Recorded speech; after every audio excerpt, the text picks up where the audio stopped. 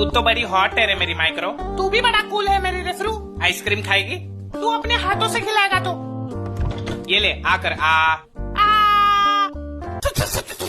वटाना छी।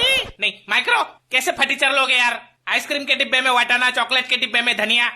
A cylinder, क्या कर रहा है? छोड़ उसको। गैस भाभी देखो ये आपका पति क्या कर रहा है। लग गई। अरे हरामी, वो बिम्बो के चक्कर में फट जाएगा एक दिन। पूरा दिन उसके पीछे गुलू गुलू गुलू गुलू। 30 सेकंड में गरम करती है वो। क्या? खाना गरम करती है 30 सेकंड में। हाँ, सिर्फ गरम करके ठंडा छोड़ देगी, पकाना नहीं आता उसको। क्या